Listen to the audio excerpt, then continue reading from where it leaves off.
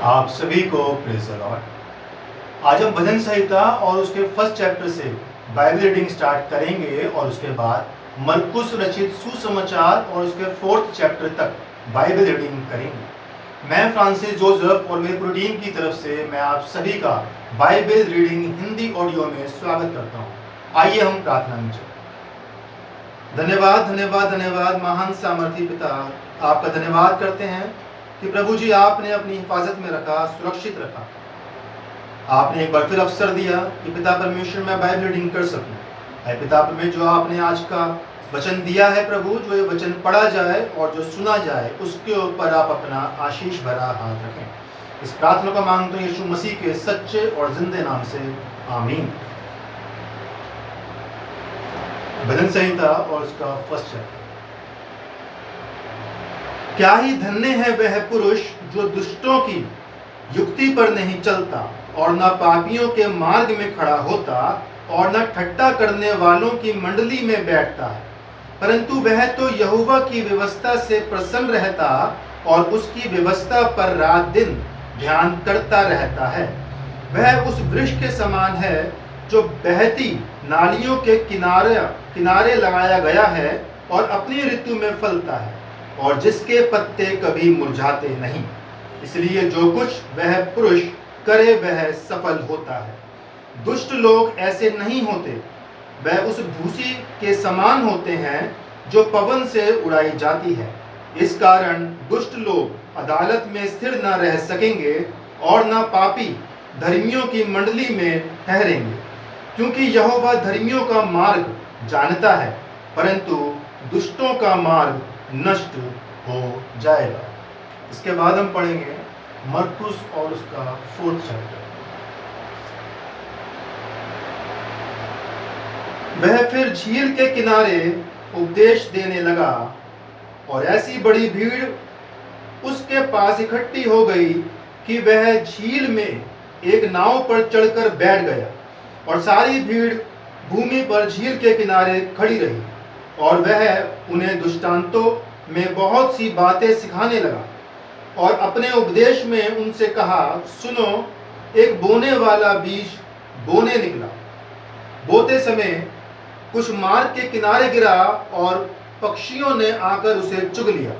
कुछ पथरीली भूमि पर गिरा जहां उसको बहुत मिट्टी ना मिली और गहरी मिट्टी ना मिलने के कारण जल्द उग आया और जब सूर्य निकला तो जल गया और जड़ न पकड़ने के कारण सूख गया। कुछ झाड़ियों में गिरा और झाड़ियों ने बढ़कर उसे दबा दिया और वह फल न लाया। परंतु कुछ अच्छी भूमि पर गिरा और वह उगा और बढ़कर फलवंत हुआ और कोई 30 गुना, कोई 60 गुना, कोई 100 गुना फल लाया। तब उसने कहा, जिसके पास सुनने के लिए कान हो वह सुन ले। जब वह अकेला रह गया तो उसके साथियों ने उन 12 समेत उससे इन दृष्टांतों के विषय में पूछा।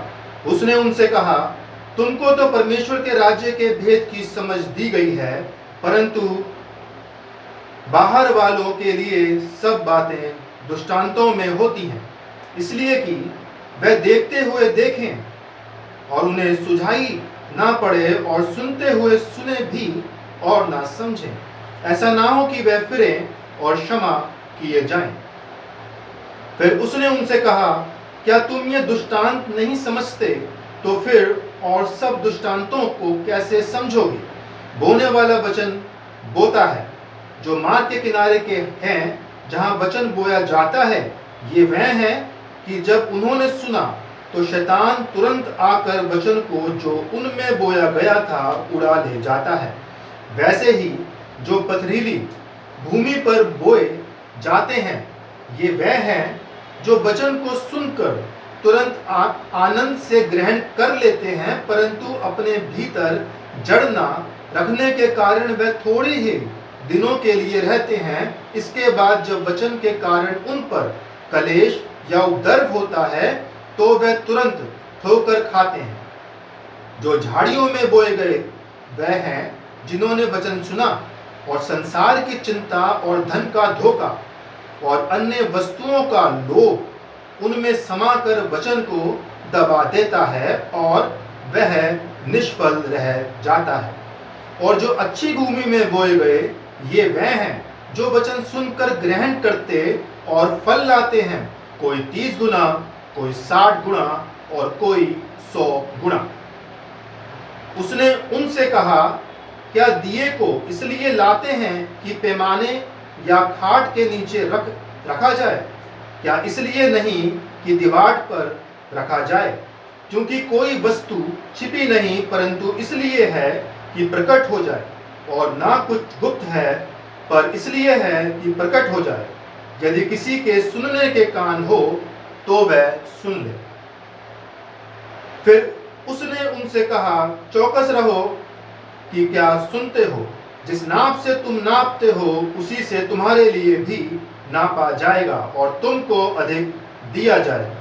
क्योंकि जिसके पास है उसको दिया जाएगा, और जिसके पास नहीं है उससे वह भी जो उसके पास है ले लिया जाएगा। फिर उसने कहा, परमेश्वर का राज्य ऐसा है जैसे कोई मनुष्य भूमि पर बीज छींटे और रात को सोए और दिन को जागे, और वह बीज ऐसे उगे और बढ़े कि वह ना जाने। पृथ्वी आप से आप फल लाती है, पहले अंकुर, तब बाल और तब बालों में तैयार दाना, परंतु जब दाना पक जाता है तब वह तुरंत हंसियां लगता है, क्योंकि कटनियां पहुंची है। फिर उसने कहा, हम परमेश्वर के राज्य की उपमा किससे दें कि और किस दृष्टांत से उसका वर्णन करें? वह राई के दाने के समान है, जब भूमि में बोया जाता है तो भूमि के सब बीजों से छोटा होता है, परंतु जब बोया गया तो उगकर सब साग पात से बड़ा हो जाता है, और उसकी ऐसी बड़ी डालियां निकलती हैं कि आकाश के पक्षी उसकी छाया में बसेरा कर सकते हैं। वह उन्हें इस प्रकार के बहुत से दृष्टांत देकर उनकी समझ के अनुसार वचन सुनाता था, और बिना दृष्टांत कहे वह उनसे कुछ भी नहीं कहता था, परंतु एकांत में वह अपने निज चेलों को सब बातों का अर्थ बताता था। उसी दिन जब सांझ हुई तो उसने चेलों से कहा, आओ हम पार चलें। और वह भीड़ को छोड़कर जैसा वह था वैसा ही उसे नाव पर साथ ले चले, और उसके साथ और भी नावें थीं। तब बड़ी आंधी आई और लहरें नाव पर यहाँ तक की लगी कि वह पानी से भरी जाती थी, पर वह आप पिछले भाग में गद्दी पर सो रहा था। तब उन्होंने उसे जगाकर उससे कहा, हे गुरु, क्या तुझे चिंता नहीं कि हम नष्ट हुए जाते हैं? तब उसने उठकर आंधी को डांटा और पानी से कहा, शांत रह, थम जा। और आंधी थम गई और बड़ा चैन हो गया। और उनसे कहा, तुम क्यों डरते हो? क्या तुम्हें अब तक विश्वास नहीं? वह बहुत ही डर गए और आपस में बोले, ये कौन है कि आंधी और पानी भी उसकी आज्ञा मानते हैं। परमेश्वर अपने वचन के सुने और पढ़े जाने पर अपनी बड़ी आशीष दे। आमीन। मेरे अजीजों, आज हमने भजन संहिता पढ़ा, उसका फर्स्ट चैप्टर। भजन संहिता जो है वो अपने आप में ही भजन है और दुआएं भी भजन संहिता के अंदर है। मैं आपको बताना चाहूँगा कुछ भजन संहिता के बारे में, कि भजन संहिता विशेषकर बाइबल की भजनों की पुस्तक और प्रार्थना की पुस्तक है। ये भजन और प्रार्थनाएं विभिन्न लेखकों द्वारा एक लंबी अवधि के दौरान लिखे गए हैं। इन्हें इजरायली लोगों ने संकलित किया था और वे परमेश्वर की आराधना के लिए इनका उपयोग किया करते थे। अनंत ये संग्रह उनके पवित्र शास्त्र का अंग बन गया। ये धार्मिक कविताएं कई प्रकार की हैं, परमेश्वर की स्तुति और आराधना के गीत, सहायता, सुरक्षा और उद्धार के लिए प्रार्थनाएं, क्षमा प्राप्ति के लिए निवेदन, परमेश्वर की आशीषों के लिए धन्यवाद के गीत और शत्रुओं को दंड देने की याचना। ये प्रार्थनाएं व्यक्तिगत और सामूहिक दोनों हैं। कुछ प्रार्थनाएं एक व्यक्ति की गहन भावनाओं को चित्रित करती हैं, जबकि अन्य प्रार्थनाएं परमेश्वर के संपूर्ण लोगों की आवश्यकताओं और भावनाओं को अभिव्यक्त करती है। भजन संहिता हमने आज से स्टार्ट किया है और आगे आगे आप देखेंगे कि बहुत अच्छे अच्छे वचन हैं भजन संहिता के अंदर।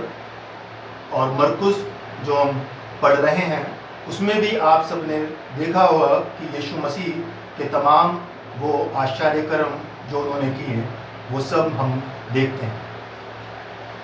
आइए हम प्रार्थना में चलें। धन्यवाद धन्यवाद धन्यवाद पिता परमेश्वर जो आपने सुंदर वचन दिया। प्रभु पिता परमेश्वर जो आज वचन पढ़ा गया है, जो सुना गया है प्रभु, उसके ऊपर खुदा आपकी आशीष चाहते हैं। पिता परमेश्वर आज की इस प्रार्थना में प्रार्थना करता हूँ पिता, आप हर एक इंसान के साथ हो, गरीब गुर्बत बेरोजगार एक एक को छू छू करके प्रभु जी मसाक करें खुदा। प्रभु जी ज़्यादा मांगा माफ़ करें, थोड़ा मांगा प्रभु अपने भरपूर भंडार में से दे। इस प्रार्थना को मांगता हूँ यीशु मसीह के सच्चे और जिंदे नाम से, आमीन। परमेश्वर का अनुग्रह हम सब पर बना रहे और परमेश्वर की आशीष हम सब पर सदा और सर्वदा बनी रहे। आप सभी को प्रेज़।